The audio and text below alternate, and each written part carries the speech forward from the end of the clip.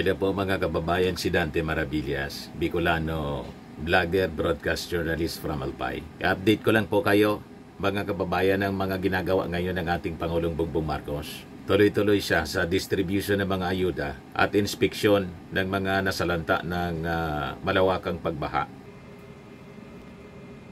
Tuwang-tuwa po yung mga tao, kahon-kahon na mga ayuda ang kanila pong natatanggap mula sa DSWD. Maayos na po ang distribution. O, diba? Hindi na tulad noon mga kababayan. O, pati blanket po, kumot, ang gaganda na mga donations po, ayuda. Yan, Chicken Choy, Jollibee. Post po ito mismo ng ating Pangulong Bongbong. O. Ang aming tungkulin ay tiyakin sa bawat Pilipino sa evacuation centers ay may pagkain, malinis na tubig at sapat na gamit para manatiling ligtas at komportable. Hindi kami titigil hanggat hindi nakakabangon ang lahat dahil sa bagong Pilipinas walang maiiwan. Yan at ating Pangulo. O diba? Sa nabutas po. Yan o. Kahit maulan, sige lang. Tunay na ama ng ating bansa na nagmamahal sa ating mga kababayan. O diba? Sabi rito, look, President Ferdinand Marcos Jr. meets with displaced residents at the Tansa National High School Evacuation Center in Nabota City on Saturday, July 26. Tapos sumakay siya ng helicopter para mag-inspeksyon mga kababayan sa mga binaha. Makita niya mula sa taas. So yan ang ating Pangulong Bongbong, mga kababayan. Sabi diyan, binisita ni Pangulong Ferdinand Marcos Jr. ang nasirang Tangos Tansa Navigational Gate na dapat ay nagsisilbing proteksyon ng mga residente laban sa pagbaha at pagtaas ng tubig dagat tuwing high tide. Layunin ng inspeksyon na mabigyan ng pangmatagalang solusyon ang matinding pagbaha sa Metro Manila lalo na sa Malabon at Navotas. Yan ba? Napakasipag ng ating Pangulo. Good job, PBBM. Tuloy lang ang sipag, yan mo lang ang mga DDS na walang ginawa kundi punahin ang mali mo. God bless PBBM government. Halos walang pahinga yung ating Pangulong Bongbong. Abang si Sara ito, sige lang ang daldal. Sara Duterte calls on LGUs to plan ahead of disasters. Tapos siya wala.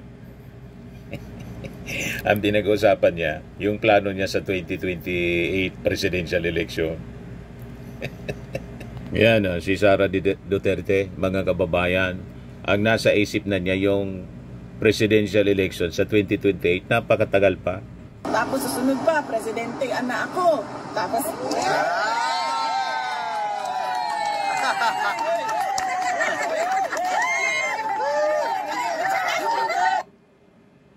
Diba?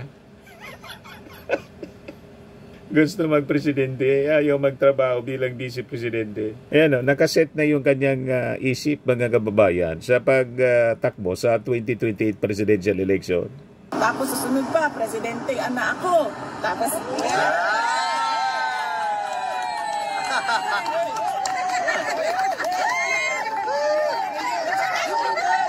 Tapos susunod pa, presidente anak ako. Tapos...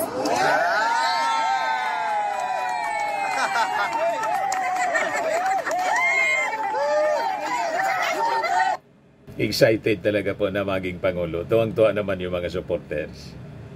Hiyawan sila. O, diba? Pero yung mga supporters niya, mga vloggers po, including Harry Roque, nag-away-away na. Yung mga DDS vloggers, nag-away-away dahil sa pera, fundraising campaign, nagbabakbakan sila mga kababayan. Dahil sa pag-fundraising campaign, ginagamit si Digong, yung pagkakulong ni Digong. Ngayon, nakita ko si Harry Roque, inaaway yung mga abogado. Yung mga abogado ni, kinuha ni Sara Duterte para sa kanyang tatay. Ayan si Atty. Harry Roque. Pakinggan natin. Medyo nahehelo ako sa strategiya kung meron man yung depensa ni Tatay Digong kasi siya humingi, siya rin ang nagsabing huwag magdesisyon. Bakit pa nag-file? kung ayaw mo namang madesisyonan at meron ka pang komento. It's as if sinapensa, o sige, wag niyo munang desisyonan yan. Diyan muna si Tatay Digong hanggang lumabas ang mga dokumentong inaantay namin. So, bakit mo pa pinaasa naman yung tao, no? Na pagkatapos niya mag-antay na more than 100 days na, ha? More than 100 days. 50 days bago nakasampa ng motion para ma-dismiss ang kaso on the basis of lack of jurisdiction. 100 days bago sila nag-file para dito sa temporary release. Bakit mo pa pinaasa yung aking Tatay Digong na magkakaroon ng temporary release after 100 days sa pagkakakulong kung in the end, sasabihin mo rin pala, huwag mo munang desisyonan yan. It's as good as dapat hindi ka na nagsampa kung hindi mo rin naman gustong madesisyonan. Sa ngayon, dahil sa tingin mo, hindi mapagbibigyan. So yan po ay malungkot. Dahil ibig sabihin, mananatili na naman nakakuligong na wala pang probable cause. Sinasabi ko sa inyo talaga, hindi katanggap-tanggap itong ganitong katagal na pre-trial detention. Bakit sinasabi kong pre-trial detention? Kasi nga wala pang probable cause at wala pang trial on the merits, and yet nakakulong na doon si Tatay Digong.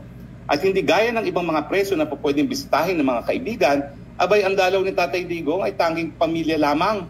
Bakit? Anong kinatatakot nila sa mga kaibigan ni Tatay Digong gaya ni Harry Roque?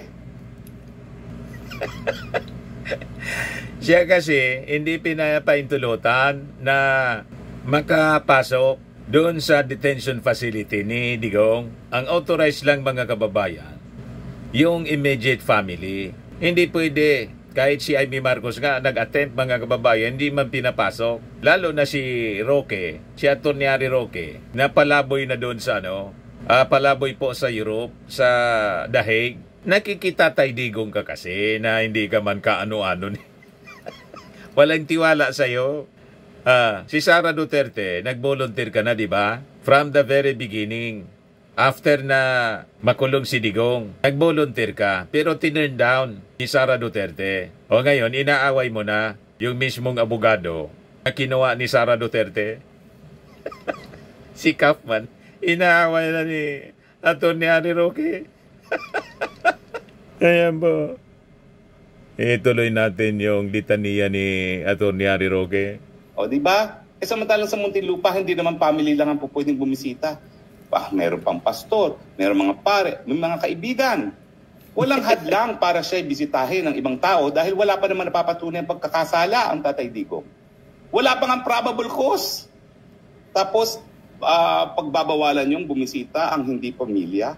Ewan ko ba kung anong nangyayari dito sa ICC na ito, pero hindi talaga makatarungan ng siste na wala pang probable cause, nakakulong ka na at napakatagal ng panahon na lumilipas dito nga sa tinatawag natin pre-trial detention na wala pang napapatunayang probable cause, kulong ng kulong na sa akusado. Hindi po makatarungan yan. Kahapon po, nagkaroon ng pag-rally muli para hingin ng pagpapalaya ni Tatay Digong. Wala po ako doon. Dahil meron po akong kapatid na bumibisita at meron kaming galing po sa ibang bansa at meron kaming ginawa. Pero sa akin nga po, talaga pong ang remedyo para siya ay mapalaya, nakasalalay po yan sa legal na proseso at kung hindi po makukuha yan sa legal na proseso sa ICC, gumamit ng ibang legal na proseso. At yun naman akin minumungkahi na hindi na pagbibigyan ng pamilya. Nasa kanila po yan. Ba't kasi nag-i-insist ka? Ba't hindi mo kasi pabayaan na lang tapos atupagin mo na rin yung sarili mong problema? Umuwi ka na rito sa Pilipinas. Di ba sinabi mo na gusto mo nang umuwi dito? Umuwi ka na po. Walang kakwenta-kwenta yung mga pinagagawa mo. Na nandyan ka sa The Hague, ini-ignore ka man, hindi man binibigyan ng halaga yung mga suggestions po ninyo bilang isang abogado. Madaling sabi, walang tiwala sa inyo. Isang akusado po, may karapatan na pumili ng gusto niya. The right to counsel of his own choice. Hindi po kayo pinili. Napakalinaw. So anong rason bakit siksik ka ng siksik? Sinisiksik mo yung buhay mo dyan? Tingnan mo na itsura mo. Para ka ng tawag dito, malapit ka na sa pagiging taong grasa. Grabe naman na niya, Mr. Maravilla. Halos hindi mo na maasikaso yung sarili mo, nangangayayat ka na, umitim, parang hindi ka na makatulog, sa kakatatay digong mo. O, di ba? Talaga itong si Ari Roque. Pamilya po sila. Hindi po tayo matitinag sa pagbibigay ng suhestyon. Bagamat tao rin po, no? Dumarating sa punto na parang ayaw mo na magbigay ng suhestyon kung talagang Malapit hindi nang ka sumurrender napapakinggan. dyan, no? Pasensya na po, tao lang po. Iyan po ang aking damdamin. No? Si Ari Roque. Nag-iisip na nga po ako kung mas mabuti pa sigurong umuwi na ako ng Pilipinas. Very good. At kahit pa paano, labanan ng Marcos administration sa loob ng kulungan. Kasi Yun sa na mga gawin mo. pangyayari po dito sa kay Tatay Digong sa Dahig, hindi ko naman po maatim na panuurin lang si Tatay Digong habang nakakulong at walang nangyayari. Hindi po tayo nagkulang sa pagbibigay ng suhestyon, kaya lang po hindi po tayo ang nagdedesisyon para kay Tatay Digong.